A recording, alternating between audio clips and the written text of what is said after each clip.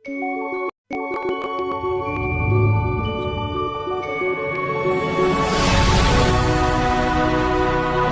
పరిశుద్ధ నామముకి స్తోత్రములు. బంగారు సూత్రము, అవునా? It's a golden rule. It's a golden rule. మీకు ఏమి చేయవలని, మనుషులు మీకు ఏమి చేయవలనని మీరు కోరుదురో అలాగునని మీరును వారికి చేయుడి. ఈ మాట వింటున్నప్పుడు నిజంగా అనిపిస్తుంది మనుషులు ఈ పనిని కనుక చేస్తే వారి జీవితంలో సంతోషం. మనుషుల్లో మన ఆలోచన చేస్తున్నప్పుడు ఇక్కడ ఉన్న మనుషులు కానీ, ప్రపంచంలో ఉన్న సమస్త మానవాళి కానీ దేని కొరకు జీవిస్తున్నారని అండర్లయింగ్ థింగ్లోకి మనం కనుక వస్తే, the base, the foundation, the corner stone, the fundamentals ఏమంటుందంటే ఎక్కడికి వచ్చి అవుతుందంటే సంతోషము, ద హ్యాపీనెస్. అంతేనా? ఎందుకోసం బతుకుతున్నామండి అందరము? ఎందుకోసం బతుకుతున్నాం? పిల్లలు పుడితే సంతోషము, అవునా?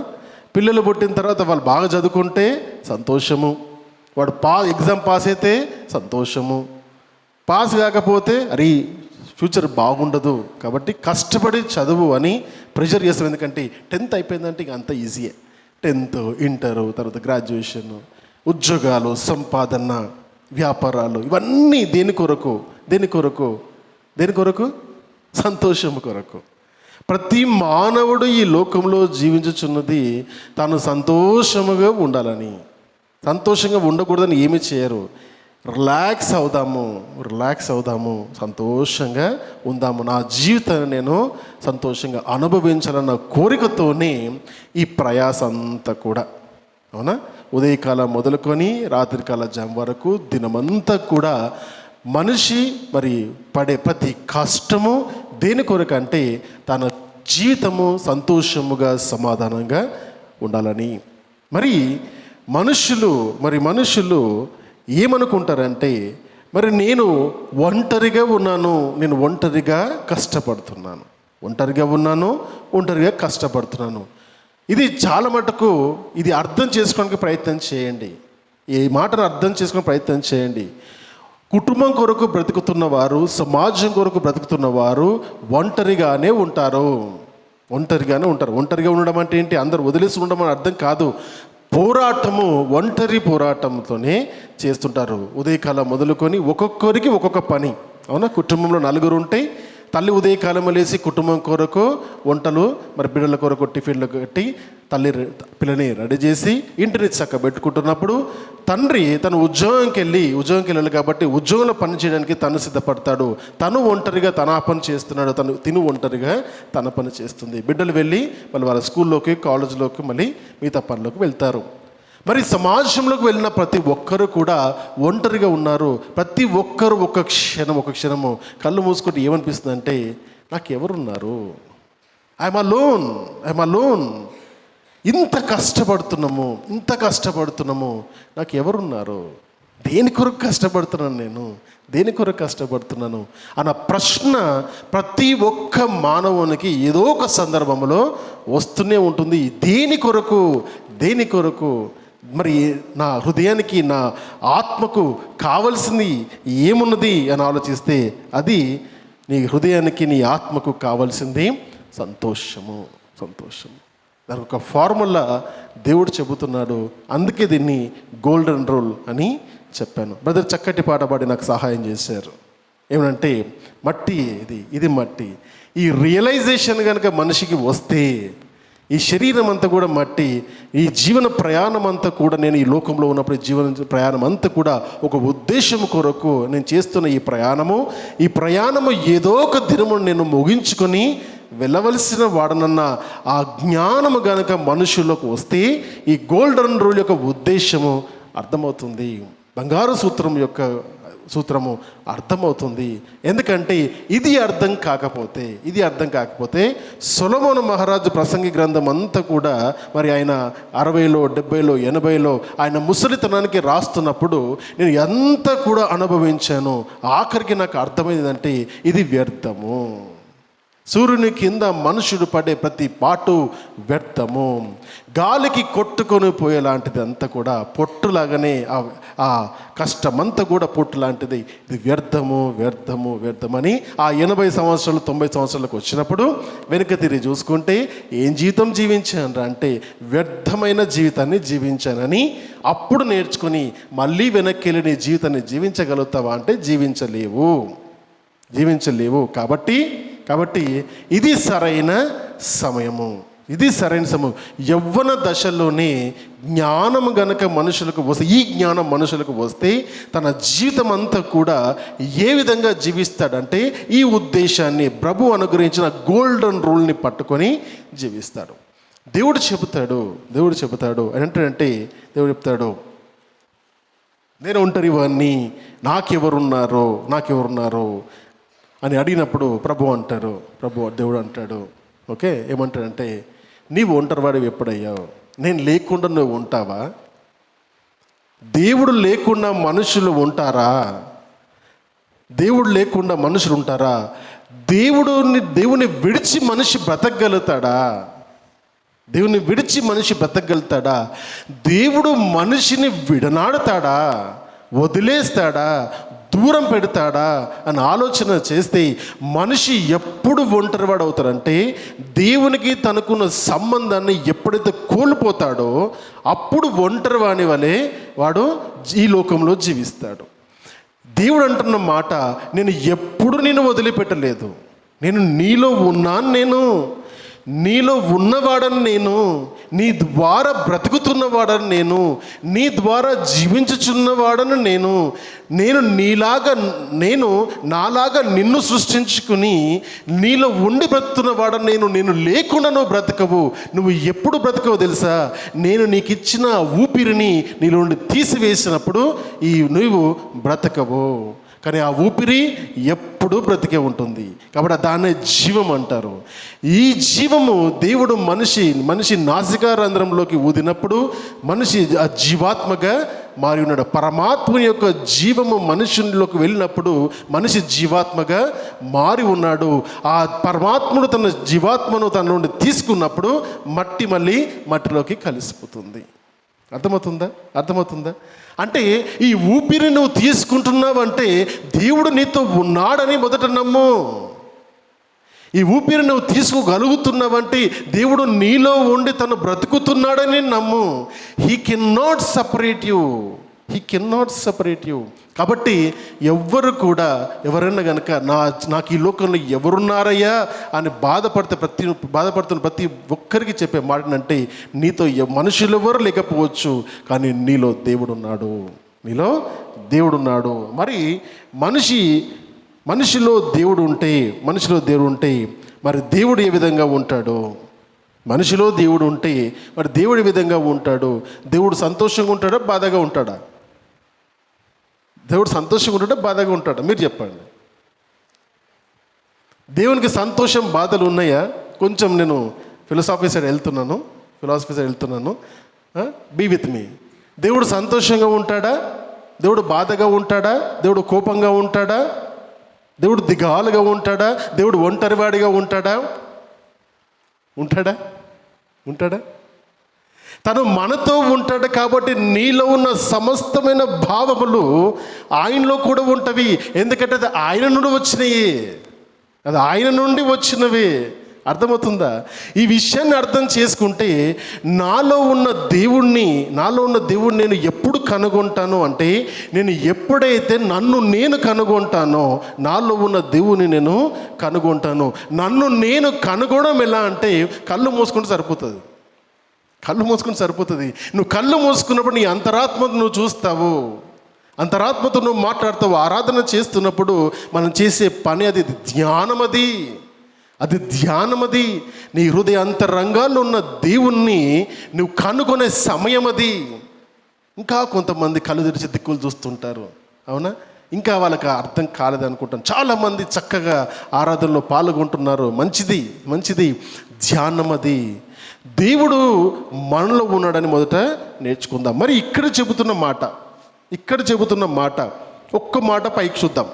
ఒక్క మాట పై చూద్దాం. ఇది 7వ అధ్యాయంలోని 12వ వచనంలో 11వ వచనం ఒక్కసారి చూద్దాం. మీరు చెడ్డవారై ఉండియు మీ పిల్లలకు మంచి ఈవులను ఇయ్యనెరిగి ఉండగా పరలోకమందున్న మీ తండ్రి తనని అడుగువారికి అంతకంటే ఎంతో నిశ్చయముగా మంచి ఈవులని ఇచ్చును. అడుగు వాటికి దేవుడు ఇస్తాడు. ప్రశ్న అందరికీ సంఘానికి ఏంటంటే, ఏమడుగుతున్నావు? చాలామందికి ఏం అడగాలో తెలియదు. అదే పెద్ద ప్రాబ్లం, చాలా పెద్ద ప్రాబ్లం. జీవితంలో ఉన్నతమైన స్థాయికి వెళ్ళలేకపోవడానికి గల కారణము నీకేం కావాలో నీకు తెలియదు. తెలుసనంటే గ్రేట్ వాళ్ళు. ఎందుకో తెలుసా? చాలామంది ఏం కావాలంటే 5 సంవత్సరాల పిల్లోడికి నీకు ఏం కావాలంటే చాక్లెటే అడుగుతాడు, అంతకుమించి అడగలేడు. అవునా? యవనస్తుడికి మహా అంటే అడిగితే ఏమంటాడు? బైక్ కావాలని అడుగుతాడు, అంతకుమించి అడగలేడు వాడు, అంతకుమించి ఆలోచించలేడు. 40 సంవత్సరాలు వచ్చిన వాడికి నాకు లోన్లు లేకుండా నాకు సొంత ఇల్లు ఉంటే జాలనుకుంటాడు, అంతకుమించి అడగలేడు. అవేంటివి? అవసరతలు. ఆ రోజు నీకు ముందున్న అవసరతలు. బట్ నువ్వు ఏం అవ్వాలనుకుంటున్నావో దేవునికి చెప్పు. దేవునికి చెప్పు. ఏ విధంగా బ్రతకాలనుకుంటున్నావో దేవుని ముందర చెప్పు. అది దాని గురించి అధ్యయనం ఎవరైనా చేస్తారంటే సగం ప్రజలు ఎవ్వరు కూడా దానిపైన కనీసం ఆలోచన కూడా చెయ్యరు. నేను ఏమవుదాం అనుకుంటున్నాను నా జీవితంలో, ఏ స్థాయికి వెళ్దాం అనుకుంటున్న జీవితంలో, దానికి ప్రణాళికలు ఏంటివి నా జీవితంలో రాసుకోగలిగే ధైర్యం ఉంటే సాధించడానికి నువ్వు అడుగులు వేస్తావు. రాసే ధైర్యం కావాలి. రాసే ధైర్యం కంటే ఆలోచించే ధైర్యం కూడా కావాలి. అర్థమవుతుందా? ఇవన్నీ ఏంటంటే నేను ఏం చేయాలనుకున్న జీవితంలో నువ్వు ఆలోచన చేసుకుంటే దాని ప్రకారం ప్రణాళికలు వేసుకొని దాన్ని టైం లైన్స్ ఫిక్స్ చేసుకొని ఆ టైం లైన్స్ ప్రకారం దాని కొరకు నువ్వు పని చేస్తావు. దీన్ని స్మార్ట్ గోల్స్ అని అంటారు. పిలుస్తారు. ఇప్పుడు గూగుల్లో కొట్టేటప్పుడు వాట్ ఈజ్ స్మార్ట్ గోల్స్ అంటే మీకు తెలిసిపోతుంది. Right, come on to the topic. మళ్ళీ బ్యాక్ వచ్చినప్పుడు ఏమర్థమవుతుంది అంటే, do unto others as you would have it done unto you. ఎదుటివారు నీతో ఏ విధంగా ఉండాలని కోరుకుంటున్నావో నీవు వారితో ఆ విధంగా ఉండు. సీక్రెట్ అర్థమైందా? The secret is, the golden rule secret is, be the source. అంటే నీకు వెలుగు కావాలి అనుకుంటున్నావా? వెలుగు ఎక్కడున్న వెళ్ళకు, నీవే వెలుగుకా. సంతోషము కొరకు వెతుకుతున్నావా? సంతోషము ఎక్కడ ఉందని వెతకకు, నువ్వే సంతోషానివి కా. అర్థమవుతుందా? ఆనందం కావాలనుకుంటున్నావా? ఆనందం ఇక్కడ దొరుకుతుంది, ఎక్కడ దొరుకుతుంది పరిగెత్తకు, నీవే ఆనందము కా. నీలో ఆందోళనకరమైన జీవితం ఉంది, కోపం ఉంది అనుకో, క్షమించడము నేర్చుకో. You be the source. అర్థమవుతుందా? God is the source. దేవుడు సమస్తమునకు ఆయనే. మనం ఇప్పుడు నేర్చుకున్న ప్రతి లక్షణము మనుషుల లక్షణాల ప్రతి ఒక్కటి కూడా దేవుని లక్షణమే. ఎదుటివాడు నీకు ఏది చెయ్యాలని నువ్వు కోరుకుంటున్నావో, నువ్వు ఎదుటివాడికి ఎప్పుడైతే చెయ్యాలని పూనుకుంటావో అది నీకు దొరుకుతుంది. That is the golden rule. If you want something, give. అర్థమైందా? నీకు ప్రేమ కావాలంటే ప్రేమనివ్వు. అప్పు పుట్టాలంటే అప్పు ఇవ్వు. ఆశీర్వాదాలు కావాలంటే ఆశీర్వదించు. అవునా? సహాయం కావాలంటే సహాయపడు. క్షమాపణ దొరకాలంటే క్షమించు. అర్థమవుతుందా? Be the source. ఇది ప్రభువారు మనకు నేర్పించే మాటలు. ఎదుటివాడు నీతో ఏ విధంగా ఉండాలని కోరుకుంటున్నావో ఆ విధంగా నీ ఉండు. మొదలు నీతోని ప్రారంభించబడుతుంది. చదువుదాము కొన్ని మాటలు చదువుదాము. ఫిలిప్పీయులకు రాసిన పత్రిక అపోస్తలుడైన పౌలు గారు ఫిలిప్పీయులకు రాసిన పత్రిక 2వ అధ్యాయము 3-4 వచనాలు చదువుదాం.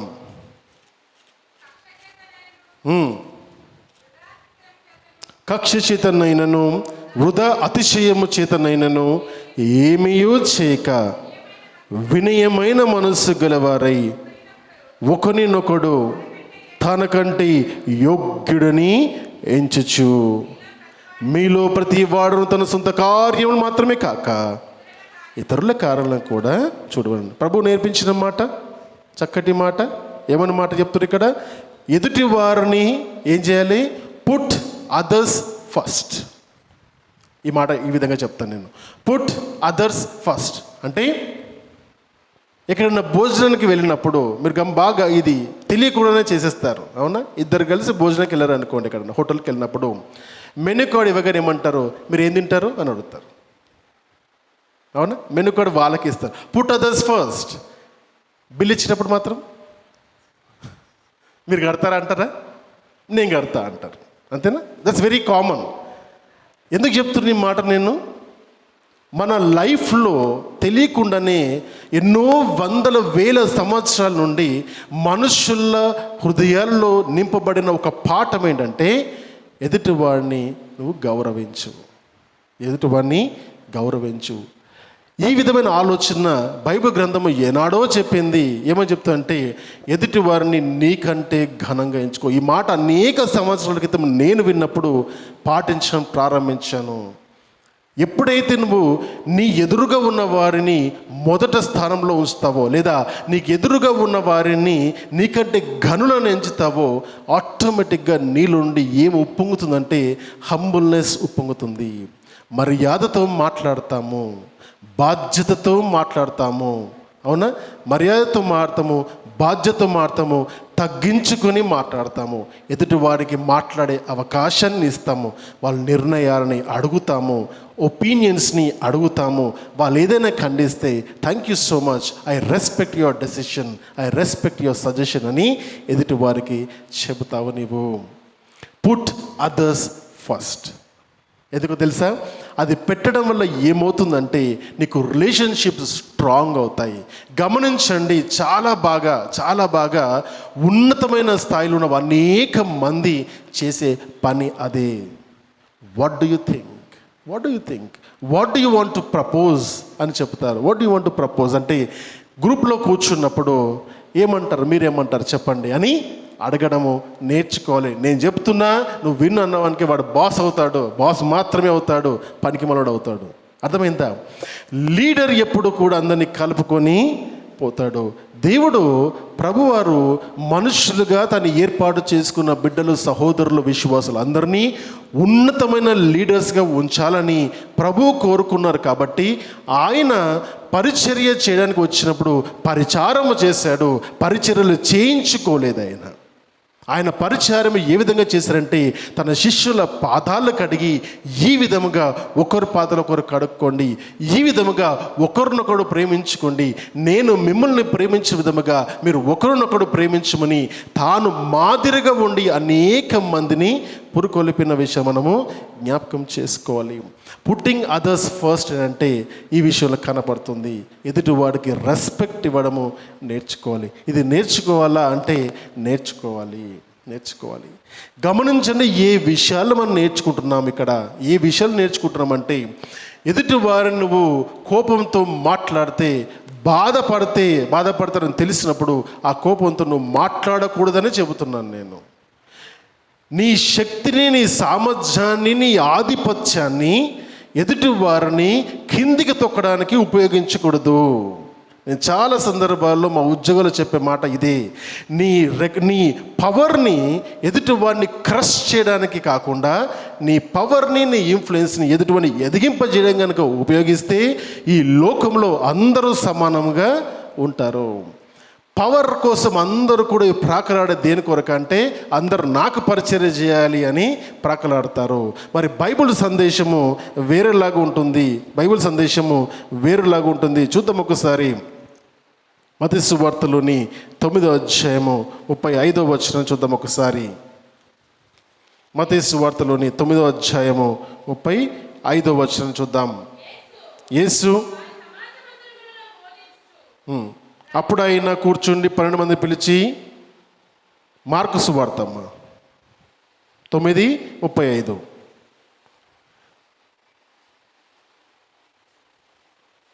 వారు ఊరుకుండిరి.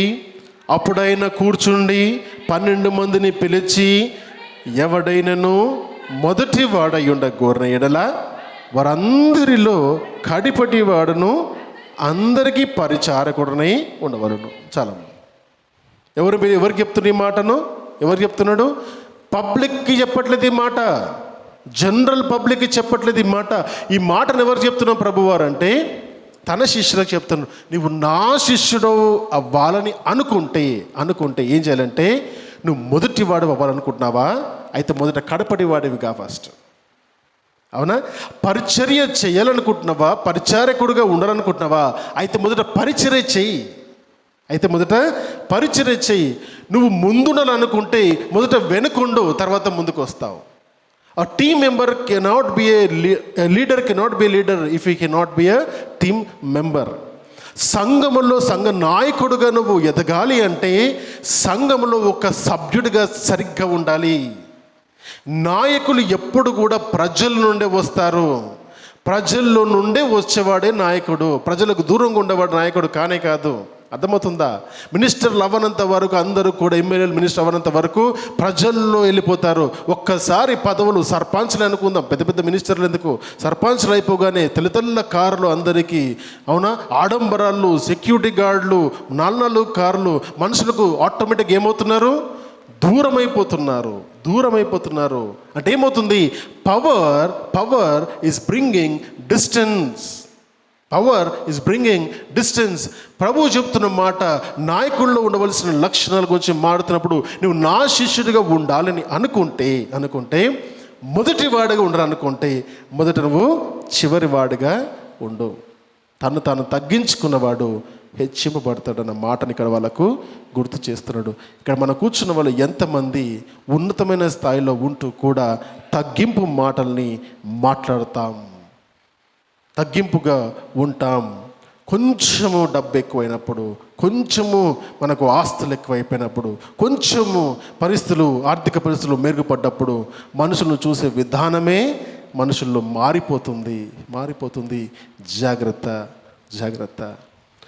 దేవుణ్ణి నమ్మిన బిడ్డవైతే ఎంత ఉన్నత స్థాయిలో నువ్వు ఉన్నా కూడా ఎదుటి వ్యక్తిని చూసినప్పుడు ఆటోమేటిక్గా నువ్వు హంబుల్గా మారుతావు. ఎదుటి వ్యక్తితో మాట్లాడుతున్నప్పుడు ఎదుటి వ్యక్తిని సంతోషపరచడానికి ఇష్టపడతావు.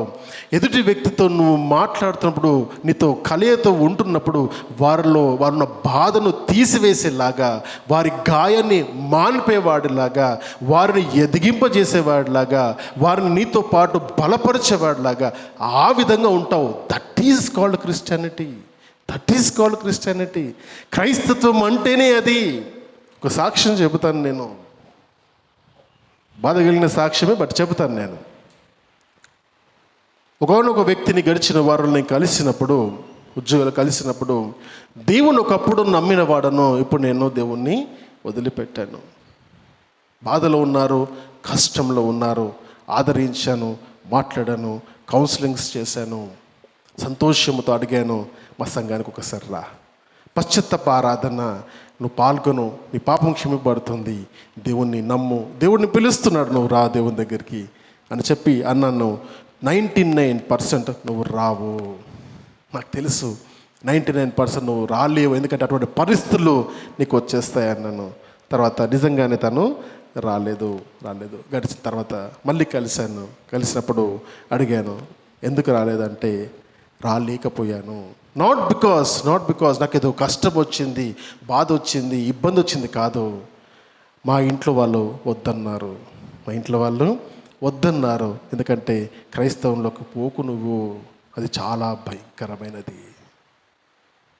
వాళ్ళు చెబుతారు కానీ బ్రతకరు, వాళ్ళు చెబుతారు మాటలు కానీ బతకరు అని నా కుటుంబస్తులు చెప్పినప్పుడు నాకు బాధ అనిపించింది. కానీ నేను వాళ్ళని దాటి ముందుకు రాలేకపోయినా ఐఎమ్ వెరీ సారీ అన్నారు.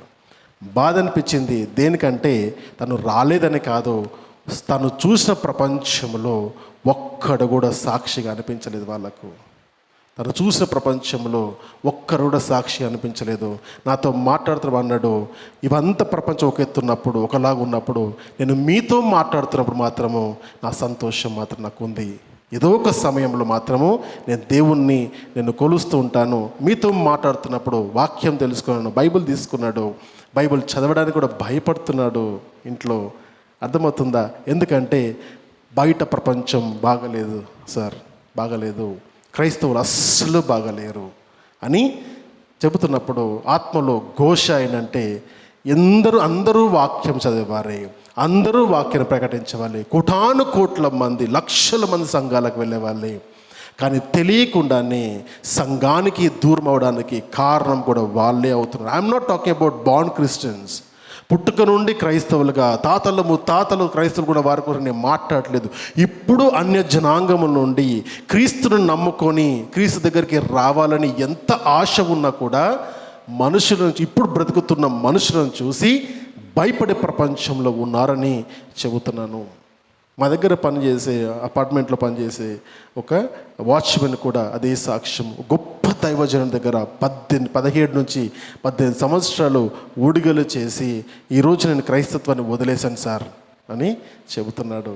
ఎందుకు వదిలేసామంటే బాగా బాధ అనిపించింది సార్. ఎంత బాధ అనిపించిందంటే అనేక మాటలు, నా జీవితం అంతా కూడా నేను వారికి ఊడిగలు చేశాను, బట్ నాకు కష్టం వచ్చినప్పుడు మాత్రం నన్ను పట్టించుకోలేదండి వాళ్ళు. ఎందుకు సార్?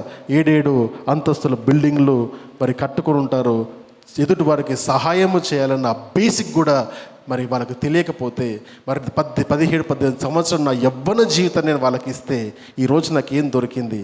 ఏం దొరకలేదు. కాబట్టి వదిలిపెట్టాను సార్, నేను దాన్ని వదిలిపెట్టాను. అంటాడు 120-130 పాస్టర్తో పని చేశాను, కానీ మిమ్మల్ని ఇక్కడ గమనిస్తున్నప్పుడు మాత్రం నాకు అర్థమైంది సార్ ఏంటంటే మిమ్మల్ని నేను ఫాలో అవుతానని నాతో ప్రార్థన చేయించుకున్నాడు ఆయన.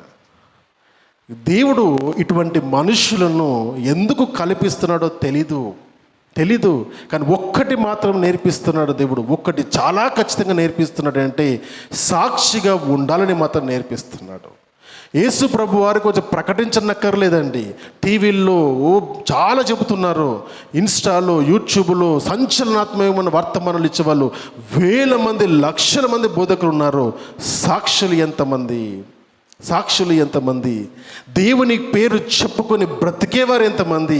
బతుకు తెరువు ఎంతమందికి అయిందంటే అనేక మందికి ఇది బతుకు తెరువు అయిపోయింది.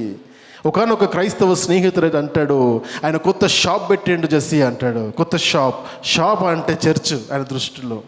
దుకాణం పెట్టాడు అంటాడు. అర్థమవుతుంది ఏంటంటే ఆయన క్రైస్తవుడే, కానీ అందరిని చూసి ఏ పరిస్థితికి వచ్చారంటే కేవలం ధనార్జన కొరకే సంఘాలు పెడతారు వీరు, వేరే ఏ ఉద్దేశం ఉండదు. మా దగ్గర పనిచేసే వాచ్మెన్ ఒక మాట అన్నాడు. ఒక మాట ఏంటంటే బతకడానికి చెప్పండి సార్ బోధలు, మీరు బతకడానికి చెప్పకండి అన్నాడు. మనుషులు బతకడానికి బోధలు చెప్పండి, కానీ మీరు బతకలాగున బోధలు చెప్పకండి, పనికొస్తలేవు ఎవరికి. People started thinking, I'm telling you today, people started thinking.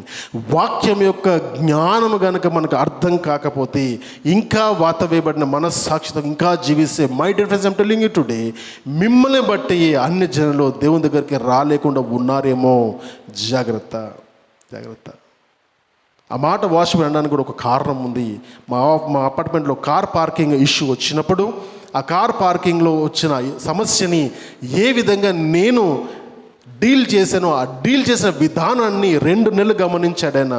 2 నెలలు గమనించి అప్పుడు కానీ చెప్పలేదు ఒకప్పుడు నేను క్రైస్తవుడినని.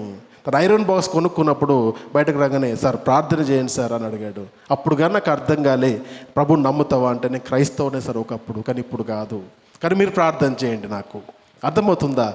People are longing for God. దేవుని కొరకు అనేక మంది దేవుని దగ్గరికి రావాలని ఆశతో ఉన్నారు. ఎవరి వల్ల పోతున్నారంటే మన వల్లనే పోతున్నారు, మన వల్లనే దూరం అవుతున్నారు. సంఘములో కొత్త వారు వచ్చిన అనేక మందితో కొంత విన్నప్పుడు మీ అనుకున్న సంఘంలో అందరూ లేరండి, వారి మాటలు వేరంటారు. ఎక్కువ విధంగా వేరుగుంటాయి తెలియదు, ఎందుకంటే వాక్యం అందరికీ సమానంగా పంచిపెట్టడం జరుగుతుంది. కానీ నేర్చుకునేవారు తక్కువైపోతే మాత్రం సంఘము ఎదగదండి. మన సంఘం గురించి ఎప్పుడు మాట్లాడినా కూడా మీరు గమనిస్తే మన యూట్యూబ్లో కూడా సంచలనాత్మకమైన టైటిల్స్ మనం పెట్టం, ట్యాగులు చెయ్యం ఎవరికి. అట్లా మార్కెటింగ్ చేయాలనుకుంటే గొప్ప మార్కెటింగ్ చేసుకోవచ్చు మనం చెప్పే వాక్యాలను బట్టి, ఎప్పుడో మార్కెటింగ్ చేయము. ఎందుకంటే that is not the objective of this church. Objective of this church is to create a database. మనం ఈరోజు ఉన్నా రేపు లేకపోయినా వాక్యము కావాలనుకున్న వారు ఎవరు అనుకుంటే వాక్యం వారికి దొరుకుతుంది.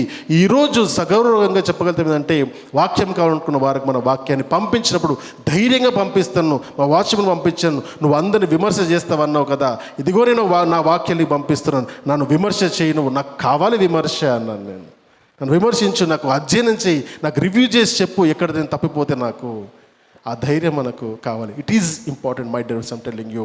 So be the source, put others first. ఏం చూస్తారు మనుషులు మనలో అంటే కనీసం మర్యాదగా మాట్లాడడం చూస్తారు, కనీసం మర్యాదగా మాట్లాడడం కోసము చూస్తున్నారు. క్రైస్తవులు అంటే ఎంతో ప్రేమ, ఎందుకంటే వారిలో ఎంతో ప్రేమ ఉంటుందని నమ్మిన ప్రపంచం ఈరోజు కాలంలో క్రైస్తవులని దూరం పెడుతున్నారంటే ఆలోచించండి. ఎవరి వల్ల? ఎవరిని దూషించొద్దు. నేను ఏ విధంగా ఉన్నానో నన్ను నేను సరి చేసుకుంటే చాలు. మీరు ఏ విధంగా ఉన్నారో చూసుకొని మిమ్మల్ని మీరు సరి చేసుకుంటే చాలు. నా వల్ల నేను ఒక్కరిని బాగలేకపోతే, నేను ఒక్కదానిని సరిగ్గా లేకపోతే ఏమవుతుందిలే అనుకుంటే నీ వల్ల ఒక్క ఆత్మ తప్పిపోయినా కూడా నీకే కదా నష్టం, అది ప్రభువారికి కదా నష్టం. అది అర్థమవుతుందా? కాబట్టి it is important put others first. మరి తర్వాత the greatest secret, the secret wisdom అంతా ఎక్కడుందంటే be the source. You be the source. మరి ఆలోచించినప్పుడు మరి నేను ఒక సోర్స్గా మారాలి అంటే దీనికి కొన్ని టూల్స్ ఉంటాయి. టూల్స్ అంటే పరికరాలు ఉంటాయి. దీన్ని 3 పరికరాలు ఉంటాయి. ఈ పరికరాలని ఏ విధంగా నువ్వు వాడుతున్నావో దాన్ని బట్టే మన జీవితం అనేది ముందుకు సాగిపోతుంది. ఆ పరికరాల్లో నెంబర్ 1 ఏంటంటే నీ ఆలోచన.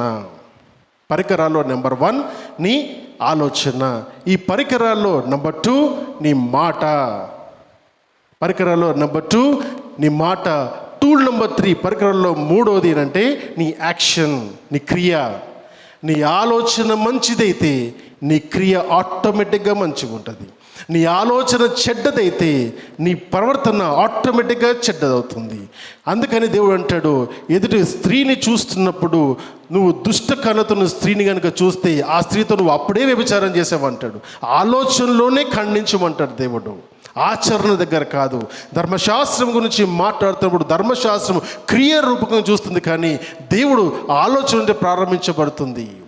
ఈ లోకాన్ని దేవుడు సృష్టించినప్పుడు తన ఆలోచన నుంచి పుట్టింది లోకం, తన మాట ద్వారా పుట్టింది లోకం, తన క్రియ ద్వారా ఈ మనుగడలోకి వచ్చింది ఈ లోకం. అదే దేవుడు మనకు చెబుతున్నాడు, thought, word, action. Thought, word and action. నీ ఆలోచనలు మంచి అయితే నీ మాటలు మంచిగా ఉంటాయి. నేర్చుకున్నాం గడిచిన వారాల్లో. నీ నోరు మంచి అయితే నీ ఊరు మంచి అయితే అనుకున్నాం.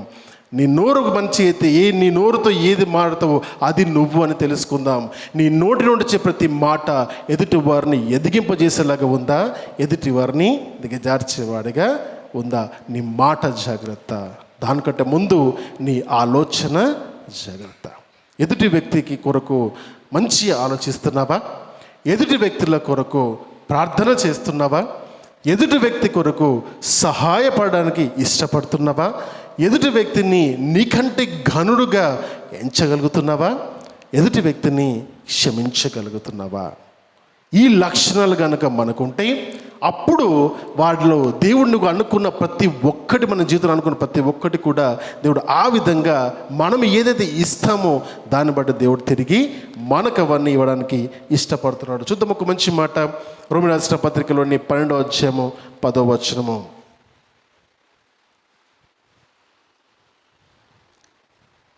రోమీయులకు రాసిన పత్రిక 12వ అధ్యాయము 10వ వచనం. సహోదర ప్రేమ విషయంలో ఒకని అందొకడు అనురాగము గల వారై, ఘనత విషయంలో ఒకరినొకడు గొప్పగా ఎంచుకొనడి, ఆసక్తి విషయంలో మంజులు కాక ఆత్మయందు తీవ్రత గలవారై ప్రభువును సేవించుడి, నిరీక్షణ గలవారై సంతోషించుచు, శ్రమయందు ఓర్పు గలవారి, ప్రార్థన యందు పట్టుదల కలిగి ఉండడి చలమా. ఈ మాటను చూస్తున్నప్పుడు సహోదర ప్రేమ విషయంలో ఏం చేయాలి? ఒకరినందొకడు అనురాగము గలవారై ఘనత విషయంలో ఒకరినొకడు గొప్పగా ఎంచుకోబడాలి. బైబిల్ గ్రంథం మొత్తము చెబుతున్న మాట ఇదే కదా. బైబిల్ గ్రంథం మొత్తము చెబుతున్న మాట ఇదే కదా. యేసుక్రీస్తు ప్రభువారు ద గ్రేటెస్ట్ కమాండ్మెంట్ గురించి ఆయన మాట్లాడుతున్నప్పుడు మత్తయి సువార్తలో 22వ అధ్యాయంలో 37 నుండి 40 వచనాల్లో చెప్పిన మాట ఏంటంటే, ధర్మశాస్త్రోపదేశకుడు వచ్చి బోధకుడా అన్నిటికంటే గొప్ప ఆజ్ఞ ఏది అని అడిగినప్పుడు ఈ ఆజ్ఞను చెబుతాడు. మొదటి ఆజ్ఞ గురించి మాట్లాడదాము, చూద్దాము ఒకసారి. మత్తయి సువార్తలోని 22వ అధ్యాయము 37 నుండి 40 వచనాల వరకు. అంతటా ఆయన నీ పూర్ణ హృదయముతోనూ, నీ పూర్ణ ఆత్మతోనూ, నీ పూర్ణ మనస్సుతోనూ నీ దేవుడైన ప్రభువును ప్రేమించువనున్నది. ఇది ముఖ్యమైనదియు మొదటినై ఉన్న ఆజ్ఞ. నిన్ను వలె నీ పొరుగువాని ప్రేమింపవలనని రెండవ ఆజ్ఞను దాని వంటిది. ఈ రెండు ఆజ్ఞలు ధర్మశాస్త్రమంతటికి ప్రవక్తలకును ఆధారమై ఉన్నవని అతనితో చెప్పను. ఈ మాట దేనికి ఆధారమై ఉంది? ధర్మశాస్త్రము గురించిన విషయాలు, తర్వాత ప్రవక్తలకు సంబంధించిన విషయాలు. అంటే పాత నిబంధన గ్రంథమంతా కూడా క్రోడీకరిస్తే ఈ రెండు ఆజ్ఞల్లోకి ఇమిడిచి చేయగలుగుతాం, అంటే అమర్చగలుగుతాము. ఏ విధంగా అంటే, నీ పూర్ణ హృదయంతో, నీ పూర్ణాత్మతో, నీ పూర్ణ వివేకముతో నీ దేవుడైన ప్రభువు నువ్వు ప్రేమింపవలనను అన్నది మొదట ఆజ్ఞ. అక్కడి నుండి మనం ఏం నేర్చుకుంటామంటే విశ్వాసము నేర్చుకుంటాం. నిన్ను వలె నీ పొరుగువాన్ని ప్రేమించమని రెండో ఆజ్ఞలో ఏం నేర్చుకుంటామంటే క్రియను నేర్చుకుంటాం. యాకోబు పత్రికలోని 5వ అధ్యాయంలో చెప్పేటప్పుడు అదే మాట అంటాడు, క్రియ లేని విశ్వాసము ఒంటది, అది చచ్చినది అవుతుంది, మృతమైపోతుంది. క్రియ లేకపోతే నీ దేవుని పైన నీకున్న ప్రేమ ఎదుటి వాడిని ప్రేమించలేకుండా నిన్ను చేస్తుంది. అంటే దేవుని పైన ఉన్న నీకు ప్రేమ చచ్చిపోతుంది, మరణిస్తుంది, మృతము. ఎదుటి వాడిని ప్రేమించలేని జీవితము, క్రీస్తును వెంబడిస్తున్నానని చెబుతున్న జీవితము అబద్ధమవుతుంది, చచ్చిపోతుంటే క్రియ లేని ఈ విశ్వాసము మరణిస్తుంది. అంటే విశ్వాసము లేనట్టే. నీ విశ్వాసము క్రియ దాల్చకపోతే నీ విశ్వాసము లేనట్టే. ఎదుటివాణ్ణి ప్రేమించలేకపోతే, ఎదుటివాణ్ణి ఆదరించలేకపోతే, ఎదుటివాణ్ణి క్షమించలేకపోతే, ఎదుటివాణ్ణి గౌరవించలేకపోతే, ఎదుటివాడికి సహాయము చేయకపోతే నీవు ఎన్ని సంవత్సరాలు ఇక్కడ కూర్చున్నా కూడా వ్యర్థమే. ఎన్ని సంవత్సరాలు వాక్యాన్ని చదివినా, అధ్యయనం చేసినా వ్యర్థమే. ఎందుకంటే ఇది ఎప్పుడు చిగురించలేదు. ఎటువంటి జీవితం అదంటే, విత్తనం వేసినప్పుడు మట్టిలోకి విత్తనం వెళ్తుంది కానీ ఎన్నడూ చెట్టు రాదు, పైకి ఎన్నడూ చెట్టు రాదు. నీళ్ళు పోస్తాము, రోజు దానికి ఆహారం పెడతాము, అంటే దానికి పక్కన సమస్తము దానికి ఎరువులను వేస్తావు, అయినా కూడా ఎదగట్లేదంటే ఆ విత్తనం ఉందా అంటే ఉన్నది, కానీ చచ్చిన దాంతో సమానం. ఎందుకంటే అది ఫలిస్తలేదు కాబట్టి, అది చిగురిస్తలేదు కాబట్టి అది చచ్చిన దాంతో సమానము. ఈరోజు అటువంటి విత్తనాలు ఈ లోకంలో ఎంతమంది ఉన్నారు? ఈ రోజన్నా కనీసము నీ జీవితంలో సంతోషం కావాలంటే నేర్చుకునే గొప్ప మాట గోల్డెన్ రూల్. నీకు ఏది కావాలో అది ఎదుటివాడికి ఇవ్వు. అప్పుడు అవన్నీ నీకు తిరిగి దొరుకుతుంది. ఇదే మాటను మత్తయి సువార్తలో 7వ అధ్యాయం 12వ వచనం చెప్పేటప్పుడు, కావున మనుష్యులు మీకు ఏమి చేయాలని మీరు కోరుదురో అలాగునే మీరును వారికి చేయుడి. ఇది ధర్మశాస్త్రమును ప్రవక్తల ఉపదేశము. అక్కడ చెప్పిన రెండు ఆజ్ఞల కింద ప్రభు చెప్పిన మాట అదేనా? ఇది ధర్మశాస్త్రమును ప్రవక్తల యొక్క ఉపదేశముల సారాంశము. ఇక్కడ చెబుతున్న మాట కూడా ధర్మశాస్త్రం మరియు ప్రవక్తల యొక్క ఉపదేశము సారాంశం అని చెబుతున్నారంటే ఇదే దేవుడు మన దగ్గర నుంచి కోరుకుంటున్నాడు. క్రైస్తవులుగా, క్రీస్తును నమ్మిన బిడ్డలుగా, ఆయన వెంబడించు వారిగా దేవుడు ప్రభువారు మన దగ్గర నుంచి కోరుకుంటుంది ఏంటంటే, నీ దేవుడిని యెహోవాను నువ్వు ప్రేమిస్తున్నావు కదా, అదేవిధంగా నీ పొరుగువాన్ని కూడా నువ్వు ప్రేమించుము.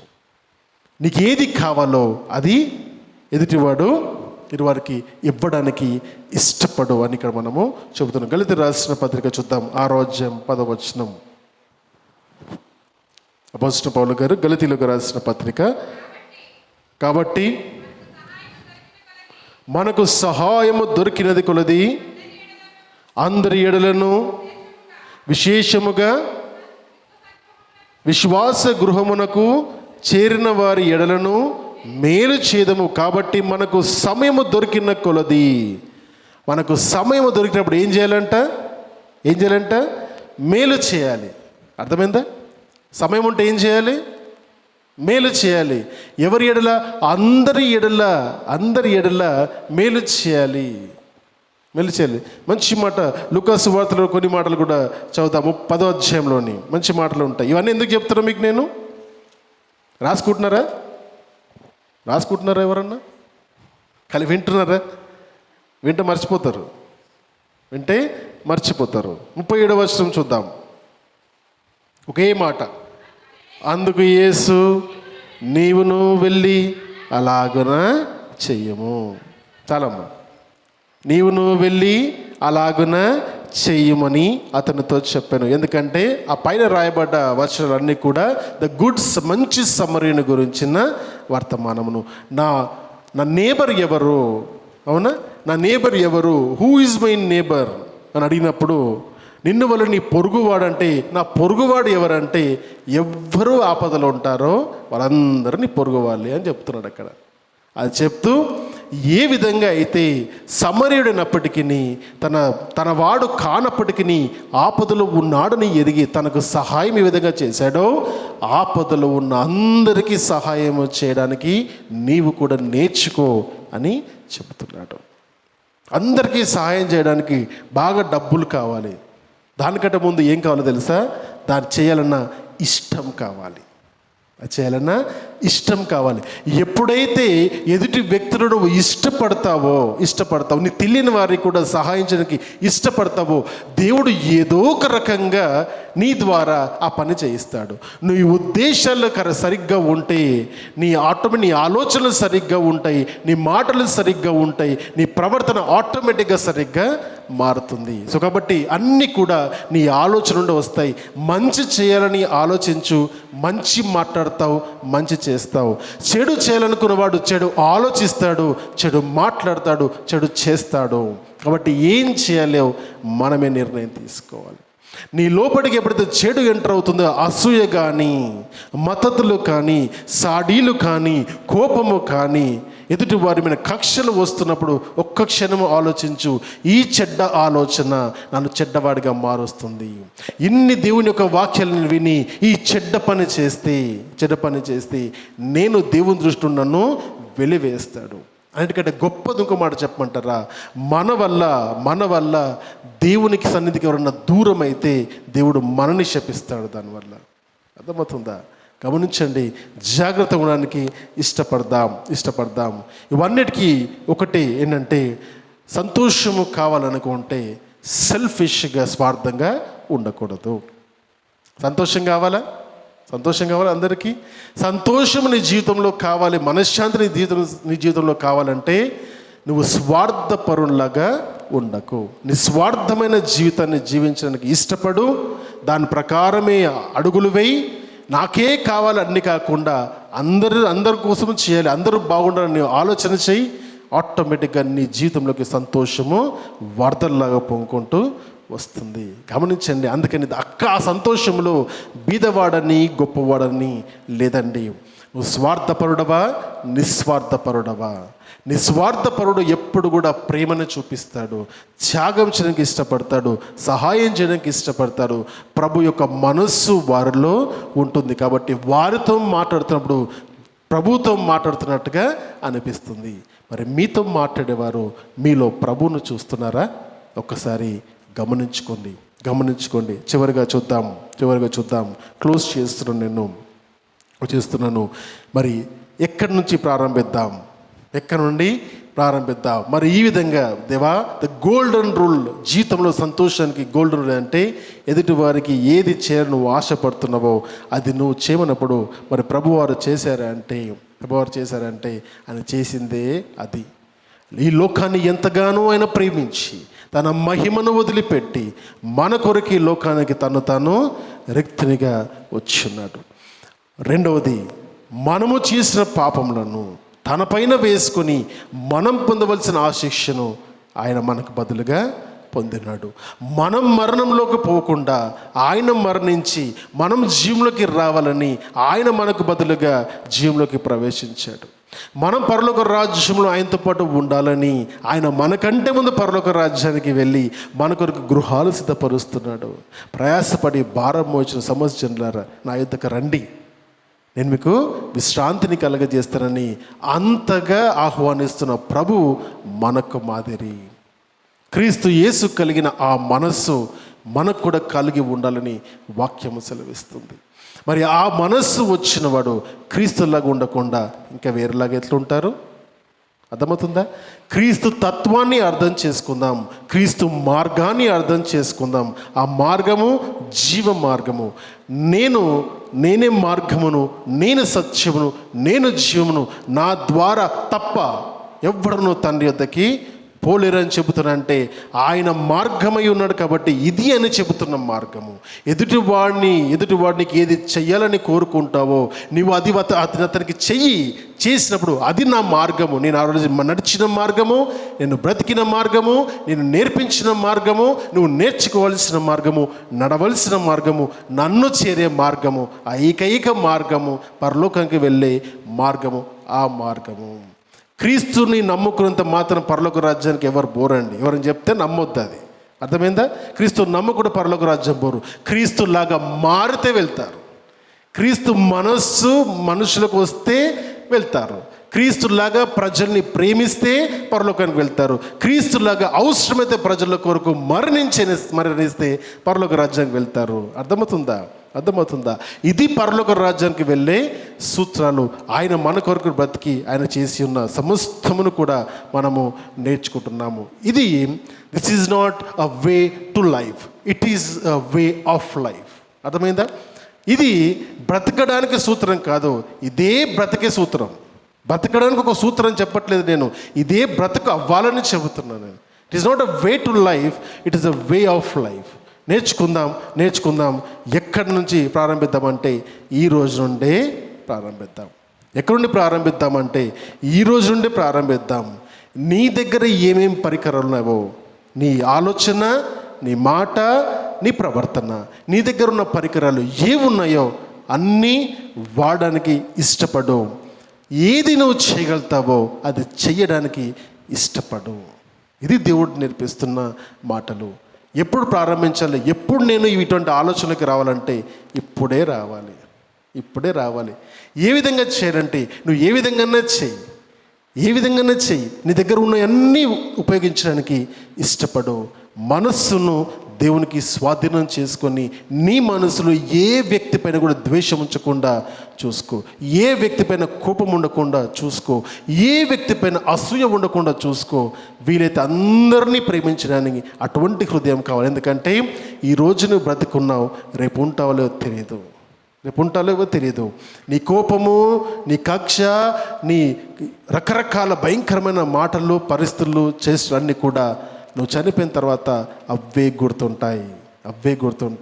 నన్ను ఎప్పుడూ ప్రేమించలేదండి, ఎన్నిసార్లు వెళ్ళి క్షమించమడిగినా ఎన్నడూ నన్ను క్షమించలేదండి, ఎన్నడూ కూడా నన్ను ఆదరించలేదండి. అవే మనుషులకు గుర్తుంటాయి.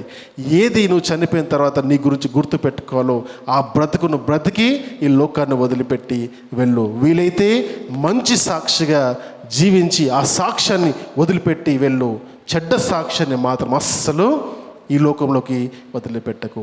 ఆ మంచి సాక్ష్యము ఎదుటివాడిని ప్రేమించడంలోనే కనబడుతుంది. ఆ ప్రేమ, ఆ మానవత్వము, దేవుని యొక్క దైవిక కార్యము అన్నీ కూడా మన జీవితంలో నెరవేర్చాలని కోరుతూ మనందరం కూడా తల్ల ఉంచుదాం, ప్రార్థన చేసుకుందాం.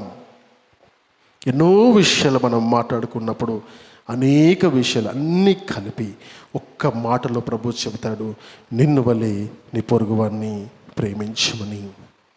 ఆలోచన చేస్తావా? ఆలోచన చేస్తావా? మరి నేను నా పొరుగువాన్ని నేను ప్రేమిస్తున్నానా? ఎదుటివాడిని నేను దూషిస్తున్నానా? ఎదుటివాడిని ఎందుకు క్షమించగలుగుతున్నానా? ఒక్కసారి ఆలోచన చెయ్యి. ఒకసారి ఆలోచన చెయ్యి. ఈరోజు ప్రభువారు నీతో మాట్లాడేట్లయితే ఈ మాటలు నీ బ్రతుకులో నీవున్న స్థితిని నీకు దేవుడు గుర్తు చేసినట్టయితే నాతో పాటు కలిసి ప్రార్థన చేయి. ప్రభు నీతో మాట్లాడతారు, నీ బ్రతుకును మారుస్తారు.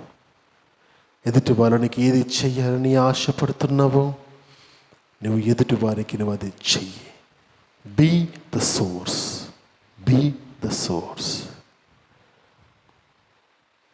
This is the golden rule.